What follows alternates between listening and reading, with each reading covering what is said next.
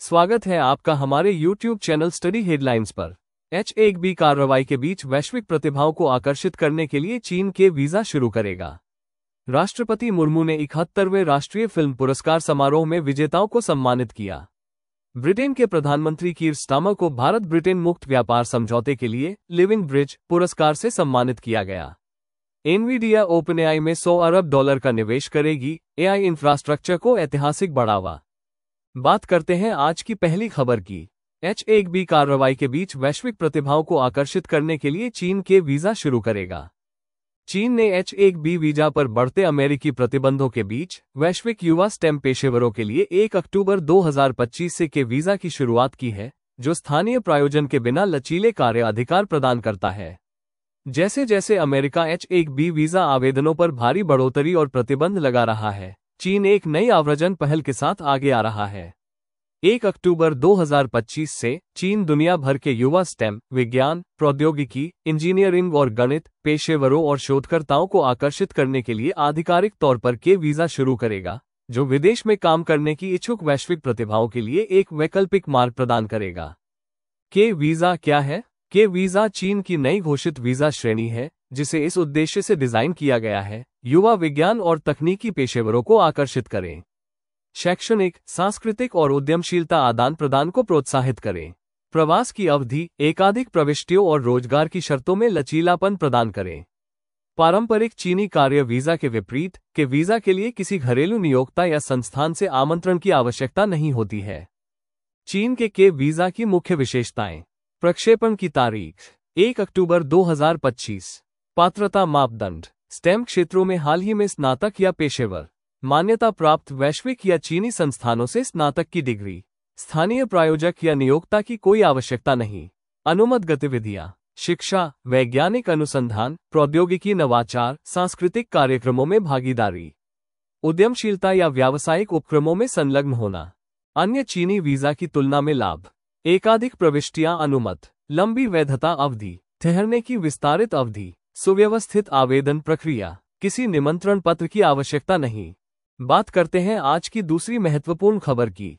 खबर है, राष्ट्रपति मुर्मू ने 71वें राष्ट्रीय फिल्म पुरस्कार समारोह में विजेताओं को सम्मानित किया।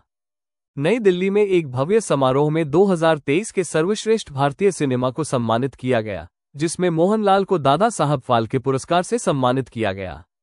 71वें राष्ट्रीय फिल्म पुरस्कार समारोह का आयोजन 23 सितंबर 2025 को नई दिल्ली के विज्ञान भवन में किया गया।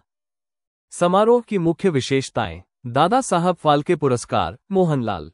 शाम का भावनात्मक आकर्षण तब था जब मोहनलाल को मलयालम और भारतीय सिनेमा में उनके अद्वितीय योगदान के लिए भारत के सर्वोच्च सम्मान दादा साहब फाल्के पुरस्कार 2023 से सम्मानित किया गया, जिसके लिए लोगों ने खड़े होकर उनका स्वागत किया। सर्वश्रेष्ठ फीचर फिल्म, 12वीं फेल। सर्वश्रेष्ठ हिंदी फिल्म, कथाल, ए जैकफ्रूट मिस्ट्री। सर्वश्रेष्ठ अभिनेता, शाहरुख खान और विक्रांत मैसी। सर्वश्रेष्ठ अभिनेत्री, रानी Mukherjee.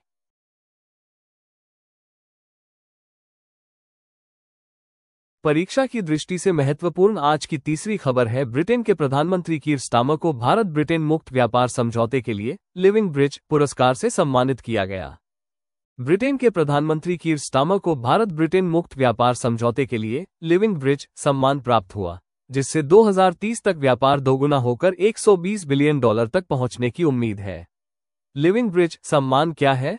India business group (IBG) द्वारा प्रतिवर्ष आयोजित किए जाने वाले लिविंग ब्रिज अवार्ड्स उन लोगों को सम्मानित करते हैं जो भारत और ब्रिटेन के बीच प्रतीकात्मक जीवित सेतु के रूप में कार्य करते हैं और व्यापार, शिक्षा, संस्कृति और कूटनीति जैसे क्षेत्रों में सहयोग को बढ़ावा देते हैं। इस वर्ष इन पुरस्कारों का चौथा संस्करण आयोजित किया जा रहा है। ब्रिटेन भारत आर्थिक संबंधों में एक नया युग। ये सम्मान और FTA को अंतिम रूप देना ब्रिटेन भारत संबंधों में एक नए अध्याय का संकेत है, जिसे इस प्रकार परिभाषित किया गया है। ब्रेक्सिट के बाद ब्रिटेन की रणनीति हिंद प्रशांत देशों के साथ संबंधों को गहरा करने की है। भारत का एक प्रमुख व्यापार और निवेश गंतव्य के रूप में उदय। साझा लोकतांत्रिक मूल्य और प्रमुख मुद्दों पर भू राजनीतिक संरेखण।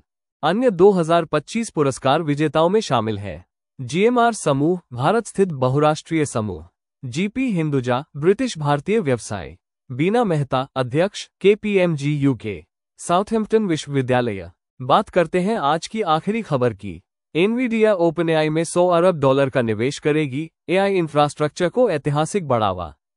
एनवीडिया 2026 तक 10 गीगावाट एआई अवसंरचना स्थापित करने के लिए ओपनएआई में $100 बिलियन का निवेश करेगी, जो वैश्विक एआई कंप्यूटिंग क्षमताओं में एक रणनीतिक छलांग होगी। कृत्रिम बुद्धिमत्ता के बुनियादी ढांचे में बढ़ती प्रतिस्पर्धा का संकेत देते हुए एनवीडिया ने अगली पीढ़ी के एआई कंप्यूट नेटवर्क के निर्माण के लिए ओपनएआई में $100 अरब के बड़े निवेश की घोषणा की है। 22 सितंबर 2025 को घोषित इस समझौते में कम से कम 10 गीगावाट GW एनवीडिया संचालित बुनियादी ढांचा स्थापित करने का एक दृष्टिकोण शामिल है, जो ओपनएआई की एआई प्रशिक्षण और बड़े पैमाने पर तैनाती की बढ़ती मांग का समर्थन करेगा। तथ्य: घोषणा तिथि 22 सितंबर 2025। निवेश राशि $100 बिलियन तक। लक्ष्य: एआई कंप्यूट के लिए 10 गीगावाट एनवीडिया चिप्स की तैनाती। पहली तैनाती 2026 की दूसरी छमाही में अपेक्षित। साझेदारी मॉडल: रणनीतिक हार्डवेयर सॉफ्टवेयर सह अनुकूलन के साथ। एनवीडिया भूमिका: पसंदीदा कंप्यूट और नेटवर्किंग भागीदार। ऐसे ही करंट अफेयर्स अपडेट्स पाने के लिए चैनल को सब्सक्राइब करें। वीडियो को लाइक और शेयर करना न भूलें। धन्यवाद।